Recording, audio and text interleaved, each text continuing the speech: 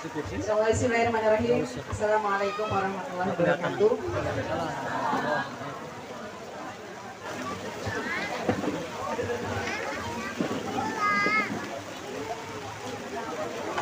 Alhamdulillahirrahmanirrahim. Nahmaduhu wa nasta'inuhu wa nastaghfiruh. A'udzubillahi min syururi anfusina wa min sayyiati a'malina. May yahdihillahu fala mudilla lahu wa may yudlil fala hadiya lahu. Alhamdulillahirrahmanirrahim. Hamdan syakirin hamdan na'imin hamdan yu'ati ni'amahu wa yu'ti ya rabbana lakal hamd kama yanbaghi li jalali wajhikal karim wa 'azimi sultanik. Alhamdulillah Bapak Ibu, hari ini kita dirahmati oleh Allah, disambut oleh guyuran hujan yang tidak henti-hentinya dari sore tadi sampai detik ini. Masya Allah, rahmat Allah turun malam ini. Bahagia menyambut peringatan kelahiran Rasulullah SAW. Hari ini kita berkumpul di sini, kita sama-sama luruskan niat ya Bapak Ibu. Semoga niat kita hadir di sini karena Allah. Kalau ada yang hadir di sini belum karena Allah, kita bareng-bareng yuk lurusin niat. Termasuk saya, mungkin hadir di sini belum karena Allah, kita luruskan niat. Semoga kita hadir di sini hanya karena Allah. Dan semoga dengan hadirnya kita di sini Allah limpahkan banyak hidayah, taufik, pemahaman, dan Allah jaga tauhid kita, dan Allah tambahkan kecintaan kita kepada Rasulullah kita SAW. Amin. Amin. Baik, Bapak Ibu izin mohon berdiri di sini meskipun izin ya, akan di bulan Maulid ini, Masya Allah luar biasa. Kita menyambut gembira kelahiran Rasulullah. Meskipun mungkin ya ada beberapa pihak yang wah ngapain Maulid, ngapain Mauludan, itu bid'ah katanya, Masya Allah ya. Kita tidak sedang membahas di sana. Ya, kalau berbicara bid'ah, kita semua ini bid'ah dari atas ke bawah. Bapak Ibu tadi yang di sana makan gorengan bala-bala, Ibu Santi mana Bu Santi? Nah, Bu Santi tadi makan bala-bala Bu. Ya, kalau kita menilai bid'ah dari segala sesuatu yang belum ada di zaman Rasulullah, itu bala-bala itu bid'ah Bu. Cilok, batagor, bakso itu semuanya bid'ah. Karena tidak ada di zaman Rasulullah. Sebelah itu nggak ada. Jadi hukum bid'ah itu tidak semudah itu kita menentukan bid'ah atau tidak. Karena Maulid ini waktunya kita membahas waktu kelahiran. Kalau maulud itu bayinya, ya. Jadi ketika kita berbicara maulid atau maulud itu yang dibahas adalah kata benda. Jadi bukan perbuatan. Kalau soal bid'ah atau tidak itu adalah perbuatannya. Kalau benda itu tidak punya hukum, misalnya apa hukumnya sepatu? Tidak ada hukumnya kan? Tergantung yang membawa sepatu itu halal atau haram adalah kemana sepatu itu digunakan. Jadi insya Allah hari ini kita tidak akan membahas panjang di sana, tapi kita akan mengingat kembali dan memupuk kembali kecintaan kita kepada Rasulullah SAW di bulan kelahirannya.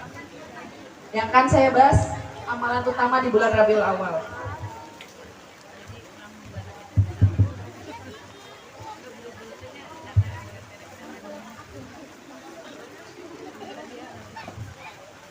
Ya, amalan yang pertama yang bisa kita perbanyak di bulan Rabiul Awal ini adalah istighfar, Bapak Ibu. Kenapa istighfar? Karena dengan istighfar itu kita diajak untuk bertobat. Kenapa harus bertobat? Karena kita tidak tahu kematian akan kapan menjemput kita. Semakin banyak istighfar, insya Allah Allah hapuskan dosa-dosa kita. Dengan banyak istighfar Allah kabulkan doa-doa kita. Kenapa selama ini doa kita belum dikabulkan sama Allah? Karena mungkin kita terlalu banyak dosa. Ketika kita meminta sama Allah, sedangkan janji Allah kan pasti. Ud'uni astajib lakum. Siapa yang berdoa pasti aku kabulkan. Niscaya aku kabulkan. Kata Allah, siapapun hambaku yang berdoa, niscaya aku jawab. Tidak ada doa hamba yang tidak Allah jawab. Lantas kenapa doa saya belum dikabulkan? Mungkin salah satu diantaranya kita masih banyak dosa, Bapak Ibu. Dosa kita terlalu banyak sehingga sebelum dikabulkan doa-doa kita, Allah hapuskan dulu dosa-dosa kita. Siapa yang tidak ingin dihapuskan dosa-dosanya?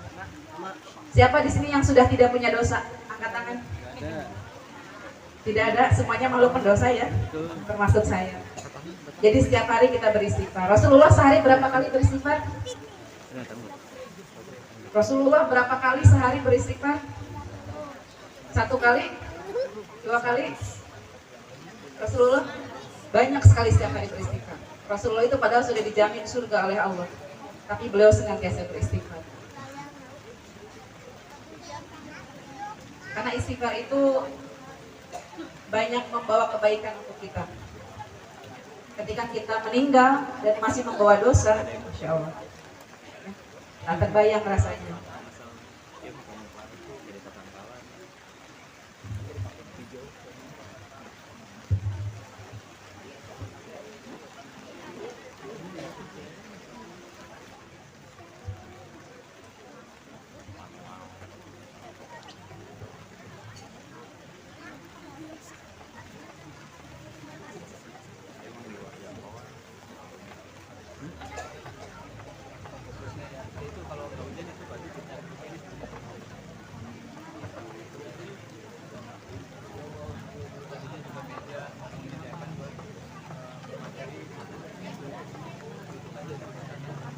Ya, amalan yang kedua yang bisa kita lakukan adalah sedekah siri, Bapak Ibu.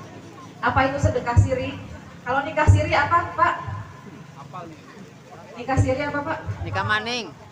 Nikah maning. Nikah sembunyi. Sembunyi. Kan. Petan. Padahal nikah pernikahan itu tidak sembunyi ya kan, harus ada saksi. Nah, kita di sini amalan kedua yang bisa kita lakukan adalah sedekah siri. Jadi jangan hanya nikah, Pak, yang siri. Kita perlu satu amalan sedekah siri, sedekah yang tersembunyi. Kenapa kita perlu amalan sedekah tersembunyi? Dikisahkan ada seseorang yang wafat di Baitullah, di belakang makam Ibrahim dengan memakai pakaian ihram. Masya Allah. Sedang bersujud beliau. Ketika meninggal, beliau sedang bersujud di hadapan Baitullah, di belakang makam Ibrahim, dan sedang bersujud. Bayangkan. Kematian indah itu yang diinginkan oleh banyak orang, termasuk kita. Siapa yang ingin di akhir hayatnya meninggal di Baitullah sambil bersujud memakai pakaian ihram? Masya Allah. Amalan apa yang dia punya sampai Allah panggil beliau dengan begitu indah, dengan kematian terbaik yang diinginkan semua mukmin. Ternyata setelah ditelusuri 2 minggu kemudian datanglah seorang janda membawa anak yatim ke keluarga orang tersebut. Ternyata beliau menyantuni keluarga anak yatim tersebut. Beliau menyantuni yatim tanpa sepengetahuan orang-orang. Tak ada satu orang pun yang mengetahui hal tersebut. Hanya dia dan Allah yang tahu. Masya Allah. Sedekah siri. Sedekahnya sembunyi-sembunyi. Sedekahnya tidak perlu tepuk tangan orang lain. Sedekahnya tidak membutuhkan pengakuan orang lain. Kalau kita kan biasanya kalau sedekah pengennya kelihatan orang ya. Yes. Sedekahnya agak gede nih, harus dilihatin dong. Ambarina, wes gede. Tapi boleh nggak sedekah terang-terangan? Boleh. Abdurrahman bin Auf, sampai sekarang kita tahu apa yang beliau sedekahkan. Banyak kan beliau orang sahabat yang kaya, sahabat Rasulullah yang kaya. Kenapa kita bisa tahu Abdurrahman bin Auf suka sedekah? Karena sedekahnya disampaikan kepada umat. Jadi sedekah sembunyi-sembunyi boleh, sedekah terang-terangan boleh.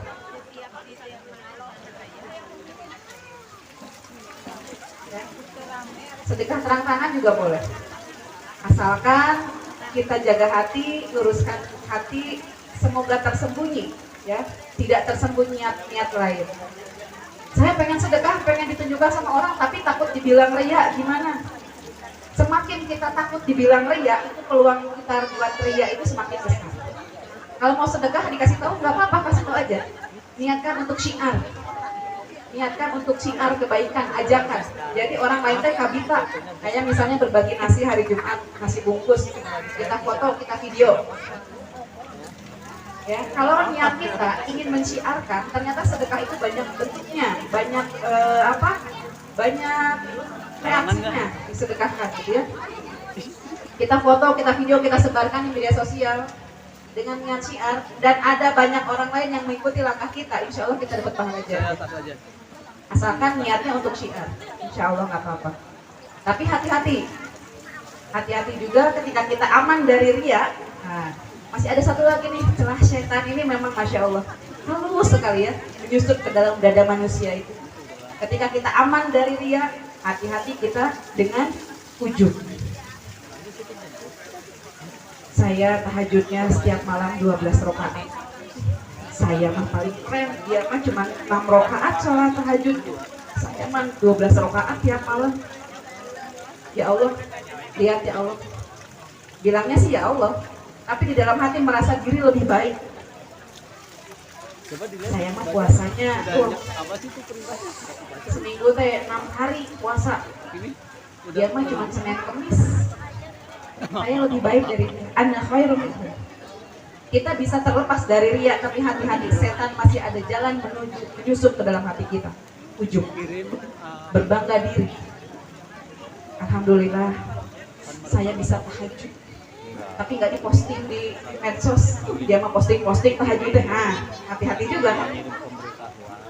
Dia posting tahajud, kita bilang dia sombong, padahal belum tentu dia niatnya sombong. Mungkin dia niatnya syiar. Tapi kita yang tidak posting tahajud, ada ujub di dalam hati kita. Gimana sampai Allah? Jadi memang perlu sekali kita mengelola hati gimana sedekah siri ini bisa menjadi habit, kebiasaan. Karena apa?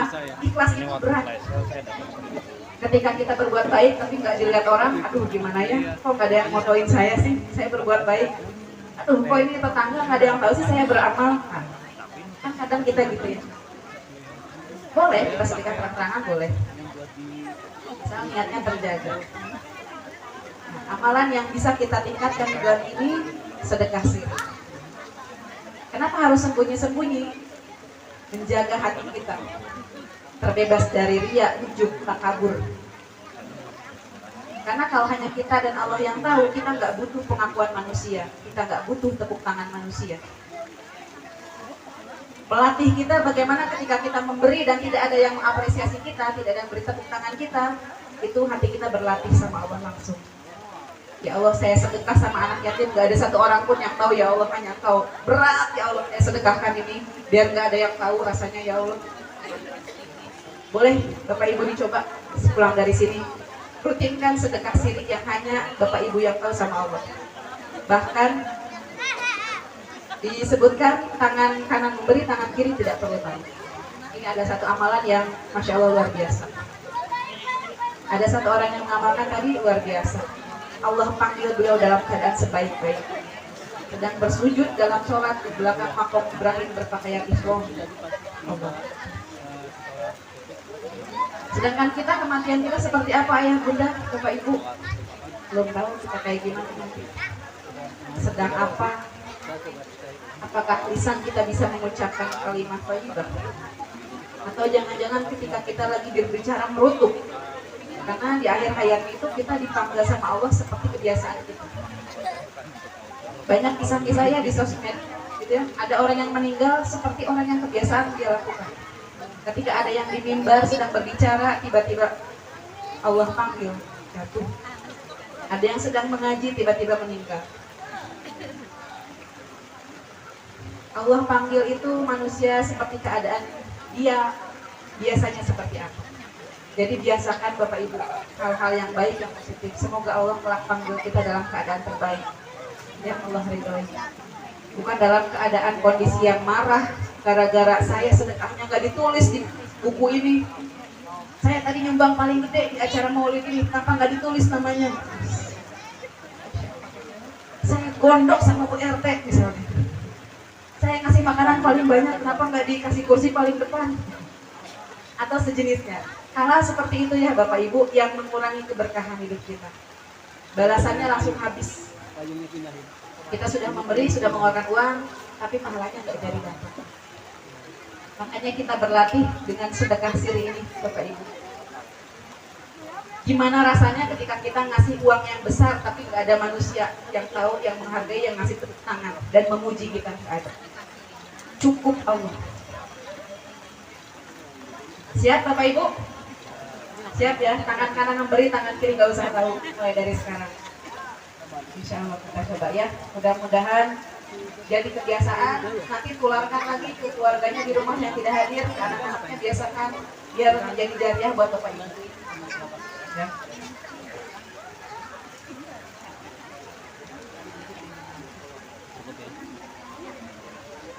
Imam Nawawi rahimahullah berkata, ketahuilah bahwasannya keikhlasan seringkali terserang oleh penyakit ujub.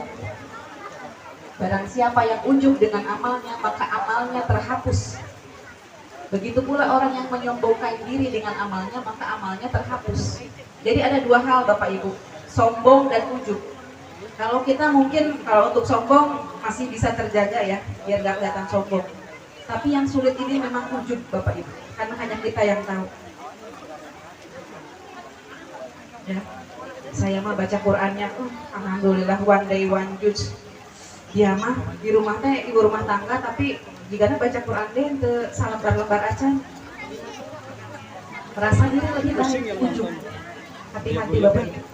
Amalan Bapak Ibu yang 1 juz itu terhapus karena keikhlasannya hilang, terhapus oleh ujub. Jadi kita perlu menyadari bahwa setan itu menyusupnya halus sekali lewat dada manusia itu. Gak sadar. Pakaiannya sempurna, baik, ibadahnya oke, tapi di dalam hatinya siapa yang tahu. Nah itu yang perlu kita jaga. Kemudian sombong. Sombong itu sifat siapa Bu? Sifat setan? Nyalahin setan ibu.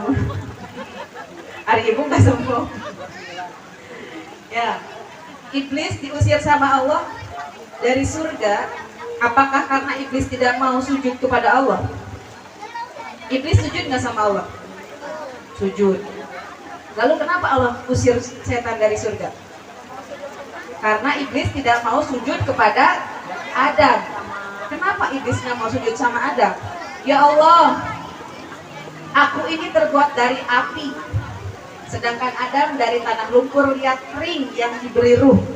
Tentu aku lebih baik daripada Adam. Aku tak sudi bersujud kepada Adam. Yang iblis lihat, yang memberi perintahnya atau isi perintahnya. Yang iblis lihat adalah isi perintahnya, bukan siapa yang memberi perintah. Iblis nggak mau sujud sama Adam karena sombong. Dan di surga tidak ada tempat untuk orang yang sombong. Iblis asalnya di surga diusir sama Allah karena sombong. Jadi Bapak Ibu, siapa kita gitu ya, yang belum pernah ke surga kok udah tiba-tiba berani sombong? Iblis aja yang sudah pernah di surga, lalu sombong diusir sama Allah. Tuh kerudung saya mah lebih keren dari dia. Iya kerudung aku mah mahal, atuh kamu mah apa kerudung kayak gitu? Sombong. Karena iblis itu punya sudut pandang materi ya Bapak Ibu. Sudut pandang materinya adalah saya terbuat dari api, kamu terbuat dari tanah liat kering. Kan lebih bagus api, aku gak sudi sujud sama Adam. Karena sudut pandangnya materi. Jadi kalau selama ini kita masih melihat sesuatu materinya gimana, ada duitnya enggak, apa umpan baliknya buat saya? Berarti sudut pandang siapa itu kalau kita kayak gitu? Iblis. Jangan sampai kita disusupi iblis itu tidak sadar. Sedangkan Allah jelas katakan bahwa tidak ada tempat untuk orang-orang yang sombong di surga. Kita belum masuk surga aja udah berani sombong. Yang merasa sendal jepitnya lebih bagus dari sendal jepit saudaranya itu sudah sombong. Hati-hati ya Bapak Ibu. Kita perlu menjaga, melatih hati kita buat benar-benar nggak ada orang lain yang tahu, hanya kita dan Allah aja yang tahu.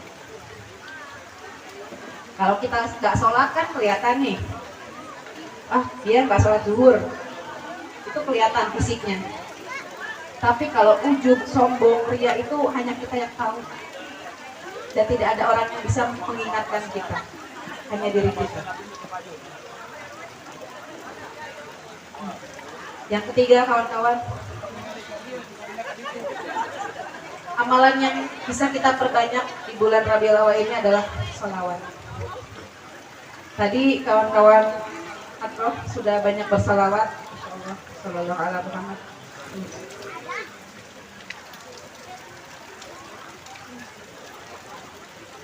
Apabila dalam suatu majlis berkumpul manusia yang di dalamnya tidak ada sholawat, maka majlis itu adalah seperti ibarat majlis yang bangkai busuk berulat.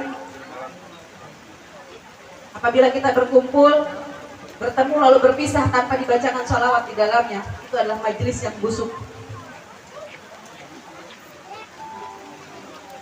Dari Jabir, Rasulullah SAW bersabda, tidaklah satu kaum duduk kemudian berpisah tanpa bersolawat kepada Nabi Sallallahu Alaihi Wasallam, kecuali keadaan mereka lebih busuk daripada bangkai.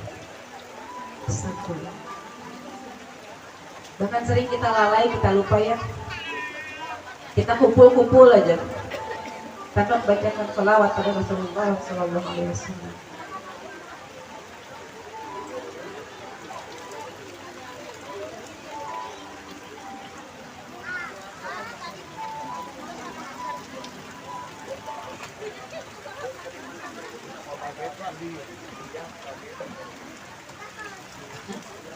Sholawat penolak bala. Sholawat itu banyak sekali manfaatnya Bapak Ibu.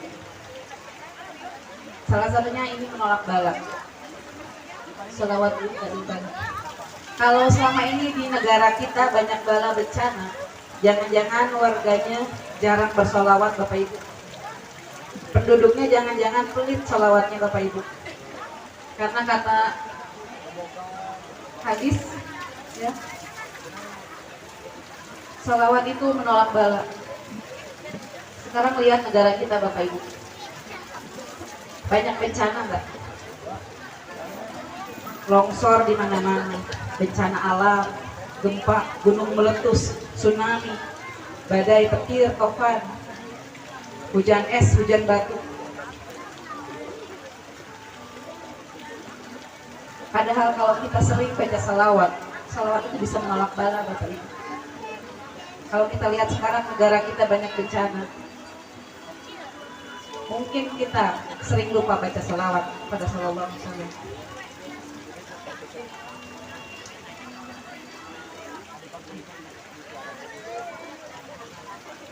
Siapa saja yang baca salawat kepadaku sekali,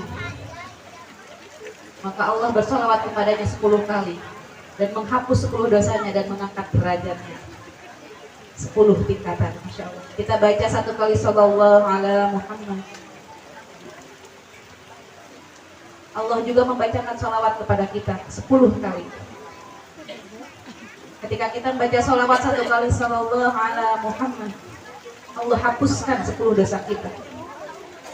Ketika kita membaca 1 kali Sallallahu Alaihi Muhammad, Allah angkat derajat kita 10 tingkatan. Kenapa derajat kita seperti ini saja? Jangan-jangan kita juga kurang bersalawat. Kenapa banyak doa yang belum dikabulkan? Mungkin banyak dosa kita. Kenapa banyak dosa kita? Mungkin kita juga kurang bersalawat. Padahal kata Allah 1 kali salawat Allah hapuskan 10 dosa-dosa kita. Sekarang berapa banyak dosa kita? Sudah tak terhitung. Baca salawat 1 kali aja kadang kita berat. Ketika kita mendengar nama Muhammad disebutkan untuk baca Sallallahu Alaihi Wasallam saja kita pelit. Bahkan disampaikan orang yang paling pelit adalah ketika disebutkan namaku, mereka tidak menjawab Sallallahu Alaihi Wasallam. Nah, Bapak Ibu, ada satu amalan yang ketika kita melakukannya, Allah juga melakukannya. Ketika kita sholat, Allah sholat enggak? Enggak. Ketika kita puasa, Allah puasa enggak? Enggak. Ketika kita mengaji, Allah mengaji enggak? Ada satu amalan yang ketika kita melakukannya, Allah pun ikut melakukannya. Saking istimewanya amalan ini. Amalan itu apa Bapak Ibu? Sallallahu alaihi wasallam.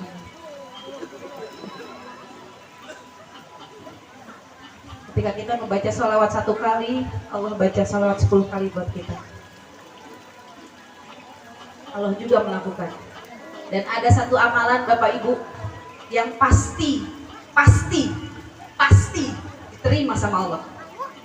Ketika kita sholat, apakah sudah pasti diterima sama Allah? Belum. Ketika Bapak Ibu puasa, apakah puasa Bapak Ibu diterima sama Allah? Belum tentu. Ketika Bapak Ibu sedekah 60 juta sekaligus tunai, apakah diterima sama Allah? Belum tentu. Ketika Bapak Ibu berwakaf membangun masjid, apakah diterima sama Allah? Belum tentu. Tapi ada satu amalan Bapak Ibu yang pasti Allah terima. Pasti. Apa Bapak Ibu? Salam alaikum. Saking cintanya Allah kepada Rasul, siapapun hambaku yang bersolawat, aku terima.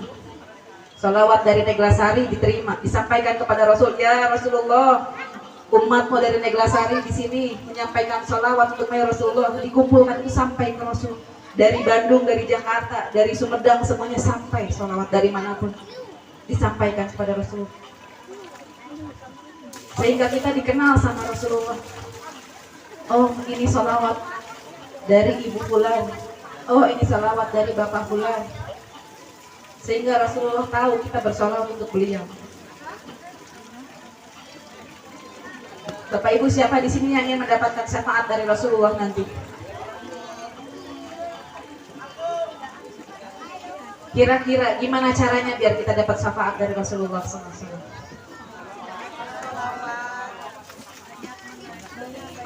Rasulullah itu nanti mana umatku mencari, di mana umatnya? Mana umatku, mana umat? Dicari satu-satu. Terus kita datang, ya Rasulullah, Anda umatuka. Saya umatmu ya Rasulullah. Kata Rasul, kamu siapa? Saya tidak mengenalmu. Kamu tak pernah bersolawat kepadaku. Aku tak pernah menerima solawat dari kau. Kau bukan umatku. Bayangkan yaumil akhir nanti ketika nasib manusia ada di ujung tanduk, entah akan pergi kemana nanti kita di yaumil akhir. Dan yang kita satu-satunya yang bisa kita harapkan nanti di sana adalah hanya syafaat Rasulullah. Tidak ada pintu taubat lagi nanti. Satu-satunya harapan kita hanyalah syafaat dari beliau. Bayangkan kalau kita nanti tidak dikenali sama beliau. Mau gimana? Mau ngaku-ngaku? Ya Rasul, saya umatmu. Bukan, kata Rasul. Saya umatmu ya Rasul. Bukan, kamu tidak mengikuti sunnahku. Qul in kuntum tuhibbunallah. Katakan, kalau kamu cinta, kalau kamu ngaku cinta sama Allah, fattabi'uni, ikuti aku, kata Rasul. Ikuti aku, kata Rasul. Ikuti apa? Ikuti sunnah-sunnahnya. Ketika kita tidak mengikuti sunnahnya, sulit kita untuk menjangkau cintanya Allah. Kalau kita pengen dapat cintanya Allah, ikuti sunnahnya Rasul. Apa sunnahnya Rasul, Bapak Ibu? Banyak ya. Dari mulai kita bangun tidur, kita kucek mata, Bapak Ibu. Itu sunnah Rasul. Rasulullah itu bangun tidur kucek mata, Bapak Ibu. Jadi ketika kita bangun tidur, ya Allah, saya ingat, saya umatmu ya Rasul. Saya ikuti, bangun tidur kucek mata, ikut kucek mata. Ngapain ikut kucek mata? Yang Rasul lakukan, kita ikuti. Kalau kita mengikuti Rasul, Allah cinta sama kita. Allah ampuni kita. Yuhibbukumullah wa yaghfir lakum dzunubakum wallahu ghafurur rahim. Allah sayangi kita. Kalau Allah udah sayang sama kita, hajat kita insya Allah dipenuhi.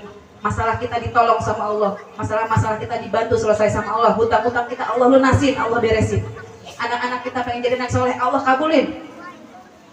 Kalau Allah udah sayang sama hambanya mau minta apa Allah kasih. Sebagaimana Allah sayang sama Rasulullah, Rasulullah minta apapun Allah kasih. Ketika ditanya, ya Muhammad, kau mau apa? Apa jawab Rasulullah SAW? Bagaimana umatku kelak di yaumil qiyamah ya Allah.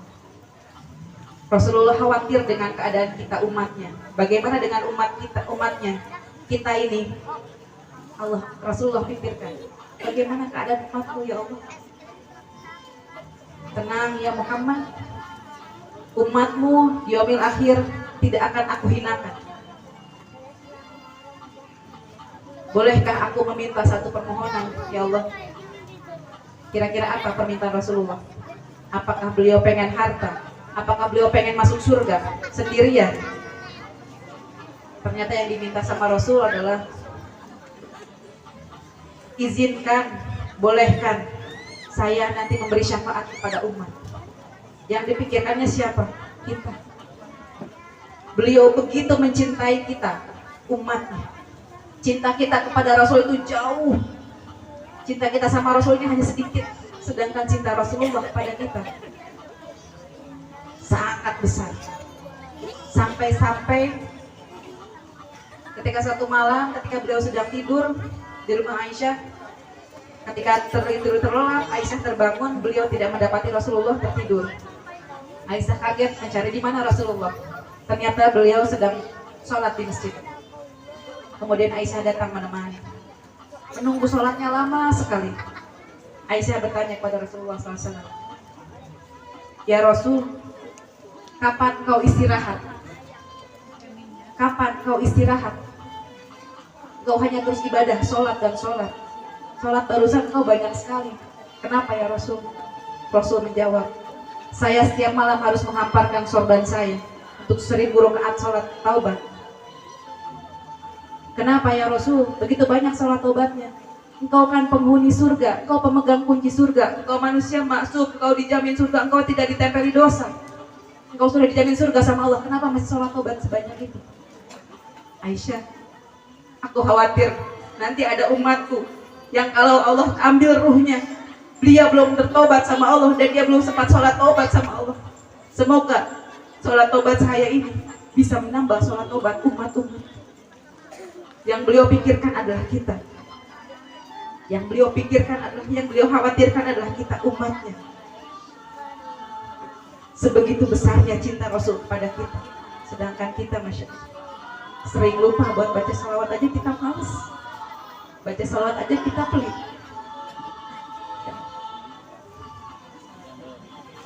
Pada suatu ketika Rasulullah sempat berdarah, dilempari oleh kaum-kaum kafir. Beliau tahan darahnya biar jangan sampai menetes ke gunung, karena kalau darahnya sampai menetes ke gunung, penjaga gunung tersebut akan marah pada pelaku Rasul yang membuat Rasulullah berdarah. Saking mulianya hati Rasulullah, beliau tahan darahnya agar jangan sampai menetes. Beliau lari pulang ke rumah dan menjaga tetesan darahnya biar nggak jatuh ke gunung tersebut. Agar apa? Agar gunung tersebut tidak marah. Karena gunung pun tak rela kalau Rasulullah kekasih Allah darahnya sampai menetes. Tapi dengan kemuliaan hatinya, beliau menjaga darahnya itu biar tak sampai jatuh. Masya Allah, betapa mulia sekali. Masya Allah, sallallahu alaihi wasallam. Salawat adalah amalan yang pasti diterima oleh Allah. Ya. Doa tergantung di langit jika tidak disebutkan nama Rasulullah sallallahu alaihi wasallam. Jadi Bapak Ibu, kalau berdoa sebanyak apapun, sebagus apapun, sehebat apapun Bapak Ibu, kalau tidak ada sholawat di dalamnya, doa itu tergantung di langit Bapak Ibu, tidak sampai kepada Allah. Saking cintanya Allah kepada Rasul. Ketika kita berdoa, kalau tidak disebut nama Rasulullah SAW, doa itu tergantung-gantung di langit, nggak tahu siapa pemiliknya. Jadi kita ketika punya hajat mau berdoa, pelajari dulu adab-adab berdoa. Salah satunya dengan membaca salawat. Orang yang sering membaca salawat, kata Allah, itu sakaratul mautnya diringankan. Bapak Ibu, di sini ada yang pernah merasakan sakaratul maut? Belum? Saya sudah Bapak Ibu. Dan Masya Allah rasanya. 2 tahun lalu kejadiannya, tepat 2 tahun lalu, saya pernah merasakan sakaratul maut. Allah izinkan saya merasakan sakitnya ketika Allah cabut, Allah ambil. 2 tahun lalu kejadiannya Bapak Ibu. Di rumah sakit Santosa saya waktu itu.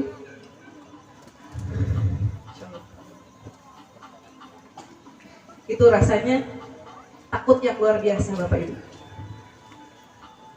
Rasa takut yang luar biasa. Waktu itu saya berbaring di tempat tidur, di sebelah ada suami saya. Tekanan darah sudah 24, sudah ngedrop sekali. Sudah pusing dan sakitnya udah tak ketahannya, nggak tahu lah sakitnya sebelah mana, saking sakitnya. Disebut sakitnya apa nggak tahu gitu ya, tapi sakit sekali. Saya pengen bangun gitu ya, pengen meluk suami di sebelah gitu, pengen meluk dan bilang takut gitu.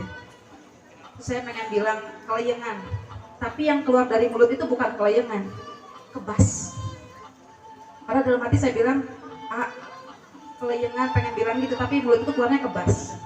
Jadi benar-benar ketika sakaratul maut itu kita nggak bisa mengendalikan mulut kita mau ngomong apa. Dalam hati saya pengen bilang kelayangan, ternyata yang keluarnya kebas. Tapi saya dengar, saya bilang kebas. Setelah itu saya melihat ada cahaya putih sebelah suami saya seperti ini nih, tarikan gini, kain yang ditarik tapi berupa cahaya di sebelah suami saya. Saya melihat ke sana, gitu, ada bunyi telinga. Setelah itu yang saya ingat kata-kata yang keluar adalah kebas. Tapi kata suami saya, setelah saya bilang gitu, saya teriak, Allahu Akbar, langsung gelpak, gitu ya. Saya tidak merasa mengucapkan Allahu Akbar waktu itu. Saya tidak merasa mengucapkan Allahu Akbar. Tapi kata suami saya teriak gitu, sambil teriak, sambil bantingin badan ke kasur gitu, karena hilang gitu langsung. Beliau kaget, langsung cari panggil dokter. Dan Masya Allah ternyata setelah saya pahami gitu ya kesini-sininya, Masya Allah ternyata memang sakaratul maut itu tidak bisa di latihan dulu, gladiresik dulu, nggak bisa Bapak Ibu. Kita mau berlatih mau ngomong apa, nanti saya mau latihan ketika sakaratul maut datang, saya mau sadar mau bilang ini, nggak bisa Bapak Ibu. Saya aja pengen bilang kelayangan nggak bisa, ternyata keluarnya kebas. Itu kalimat terakhir yang saya ingat. Setelah itu saya nggak ingat lagi bicara apa. Dan saat itu, ya Allah panggil. Saya melihat badan saya terbujur kaku. Masya Allah. Semoga kita diringankan sama Allah ketika sakaratul maut, karena memang nyerinya Allah. Dan dimudahkan saat dibangunkan dari kubur. Ketika di kubur itu ada yang mendapatkan nikmat, ada yang mendapatkan siksa Bapak Ibu. Dan ketika bangun dari kubur itu ada yang susah, ada yang sakit, ada yang sempit, ada yang terhimpit. Dan semoga kalau kita sering bersolawat sama Rasulullah SAW, Allah mudahkan ketika kita bangun dari kubur. Karena kita nggak tahu mau masuk kubur kapan. Baru kemarin ayahanda Ibu Santi dimasukkan ke liang lahat. Saya melihat langsung bahwa sebaik-baik nasihat memang kematian. Bukan nasihat orang yang berbicara di depan panggung seperti ini, bukan. Nasihat yang paling baik adalah kematian. Dia tidak berbicara apapun, tapi banyak memberikan nasihat. Nasihatnya apa? Ketika kita dimasukkan ke dalam kubur, apa yang kita bawa? Tidak ada. Handphone kita nggak kita bawa, anak kita nggak mau ikut sama kita, suami istri kita nggak mau ikut ke yang lain sama kita. Yang ada hanyalah diri kita sendiri. Memang sebaik-baik nasihat adalah kematian. Makanya Bapak Ibu, ketika ada tetangga kerabat yang meninggal, datangi, hadiri pemakamannya. Agar apa? Menasehati kita. Kita nggak akan lama lagi sama seperti dia yang masuk situ. Dia yang sudah tidak bisa lagi bertobat. Sedangkan kita masih Allah kasih kesempatan bisa bertobat. Dan satu lagi, yang bersolawat itu dekat dengan Rasulullah. Siapa yang ingin dekat dengan Rasulullah SAW? Kita dekat dengan Rasulullah SAW. Gimana Rasul mau ngeh sama kita, aware sama kita kalau kitanya aja nggak pernah menyebut-nyebut nama Rasul. Terus kita datang nanti di yaumil akhir, ya Rasul, saya umatmu. Siapa? Tunggu dulu Anda. Ngaku-ngaku umat saya, salawat nggak pernah, ikutin sunnah nggak? Bapak Ibu sudah mengikuti sunnah Rasul semuanya? Sudah belum? Banyak ya sunnah-sunnah Rasul, masuk kamar mandi pakai kaki kiri, keluar kaki kanan. Makan dengan tangan kanan Bapak Ibu. Ada yang makan dengan tangan kiri nggak di sini? Nggak. Kalau makan bala-bala pakai tangan mana Bu? Kanan. Cengeknya? Mulai sekarang perbaiki ya Bu ya. Tangan kanannya diam aja. Gantian bala-bala atau cengek. Atau pegang dua-duanya. Tangan kirinya simpen aja, anggurkeun. Atau pan kagok pun tangan kanan bala-bala, tangan kiri cengek. Ampus. Itu sunnah Rasul nggak? Tidak. Sedikit ya Bu ya. Tapi mulai hari ini kita sudah paham bahwa itu menyelisihi sunnah. Jadi kalau makan bala-bala gehu, tangan kanan dulu. Kalau mau pakai cengek simpen dulu bala-balanya. Ambil lagi pakai tangan kanan, oke? Oke, sip ya. Nanti lagi kalau ada yang makan cengek di tangan kiri, cepret ya Bu ya, sama ibu-ibu di sini nih. Ingatkan.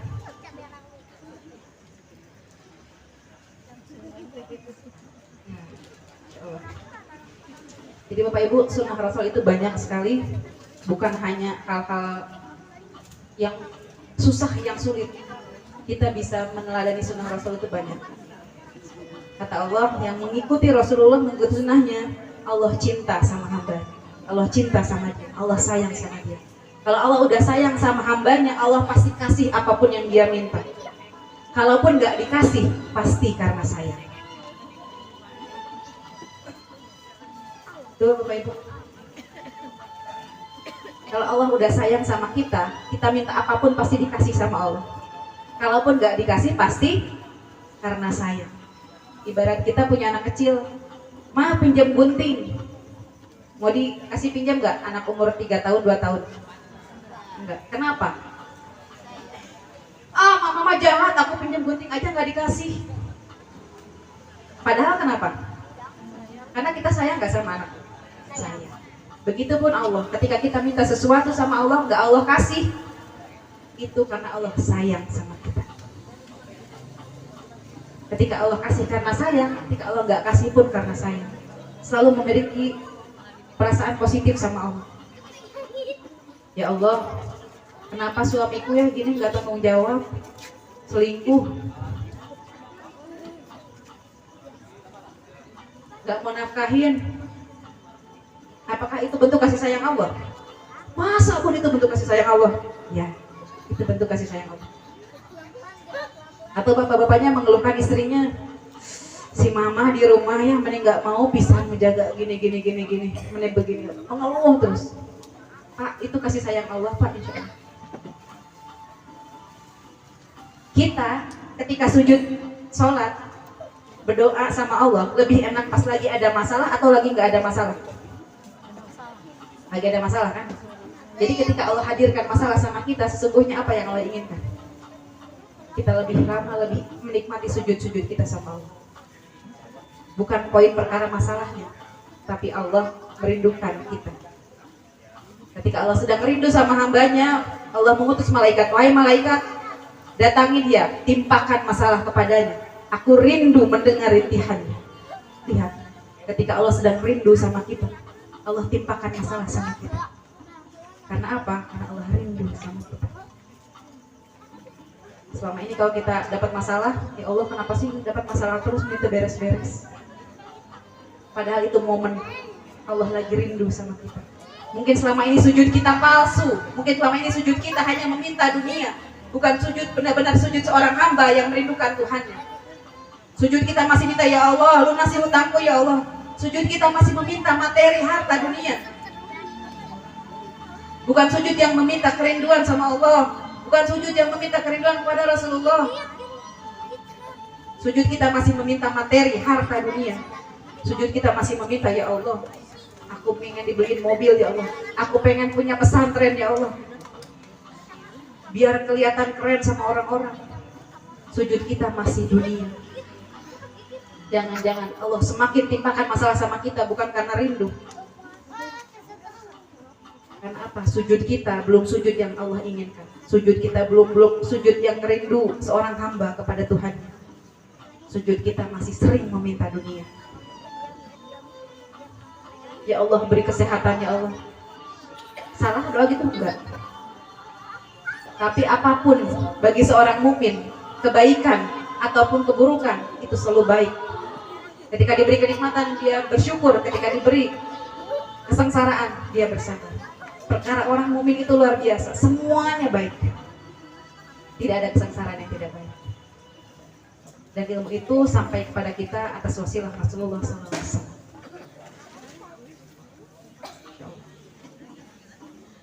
Sudah sepantasnya kita sebagai umatnya mengidolakan Rasulullah. Sekarang kita lihat anak-anak kita, Bapak Ibu, tetangga kita, anak-anak remaja sekarang siapa yang diidolakan? BTS, Blackpink, sekadang artis Korea teh, Jungkook ya, nggak tahu siapa namanya, saya nyebutkan anak. Lihat remaja sekarang idolanya sama siapa? Remaja sekarang kenal nggak Muhammad Al-Fatih? Remaja sekarang kenal nggak sama Khalid? Remaja sekarang kenal nggak sama Utsman bin Affan, Abdurrahman bin Auf, Salman Al-Farisi? Kenal nggak anak remaja sekarang? Mereka lebih kenal Power Ranger, The Marvel, Spider-Man. Anak-anak sekarang lihat ditanya, saya pernah mengisi kajian anak-anak ditanya, sebutkan siapa anak-anak Rasulullah. Gak ada yang tahu, Bapak Ibu. Sedih saya. Tapi ketika ditanya, ada berapa anaknya keluarga Halilintar? Saya. Wes, disebutin semua tahu. Anak pertama sampai terakhir. Astagfirullahaladzim. Idola anak-anak kita ini siapa, Bapak Ibu? Jangan-jangan kita ini, kitanya yang lupa tidak mengidolakan Rasulullah SAW, sampai anak-anak kita juga lupa tidak mengidolakan beliau, sehingga mereka lebih memilih mengidolakan artis-artis yang Allah, yang tidak bisa memberi manfaat apapun. Jangan-jangan kesalahan kita, Bapak Ibu, tidak memberikan teladan cinta kepada Rasulullah SAW, sehingga mereka terjebak pada cinta buta pada artis-artis. Sedangkan kata Allah, seseorang itu akan bersama dengan orang yang dicintai. Di akhirat nanti kita itu akan bersama dengan orang yang dicintai. Siapa yang kita cintai? Siapa yang anak-anak kita cintai? Apakah Rasulullah? Apakah ada di hati anak-anak kita cinta kepada Rasulullah? Ataukah mereka lebih cinta kepada artis-artis itu? Tanggung jawab Bapak Ibu. Dititipi anak-anak seperti itu. Bapak Ibu jangan soleh sendirian, Bapak Ibu. Anak-anak Ibu, bapak-bapak, anak-anak Bapak Ibu, tanggung jawab Bapak Ibu. Bapak Ibu rajin ke taklim, Ibu rajin puasa Senin Kamis tahajud, tapi anak-anak Ibu tidak cinta kepada Rasulullah, maka akan Allah tagih nanti pengasuhan Bapak Ibu. Astagfirullah. Yuk Bapak Ibu, mumpung masih ada waktu sekarang, sebelum kita menyuruh anak kita cinta Rasulullah, kita dulu contoh teladannya. Semoga kita semua diakui nanti sama umatnya Rasulullah SAW, dan kelak kita mendapatkan syafaatnya, dan kelak kita dikumpulkan di jannahnya bersama keluarga kita tanpa tertinggal satupun. Jangan sampai nanti kita masuk surga tapi anak kita tertinggal di neraka, Bapak Ibu. Terutama bapak-bapak, tugas terberat bapak-bapak adalah bukan ngasih beras, Bapak. Bukan ngasih makan, minum, rumah, bukan, Bapak. Tugas terberat Bapak adalah menjaga dirimu dan keluargamu dari api neraka yang bahan bakarnya manusia dan batu. Tanggung jawab terbesar seorang kepala keluarga adalah menjaga diri dan keluarganya agar tidak masuk neraka. Jadi Bapak Ibu, mudah-mudahan dari sekarang kita mulai tumbuhkan cinta kepada Rasulullah SAW, karena Rasul pun begitu cinta sama kita. Baik, terima kasih Bapak Ibu, karena waktu kita sudah mulai terlambat. Semoga apa yang disampaikan ada kebaikan untuk kita semua. Allah mengampuni dosa-dosa kita semua. Allah kumpulkan kita kelak di jannahnya. Amin. Amin. Amin. Terima kasih. Assalamualaikum warahmatullahi wabarakatuh.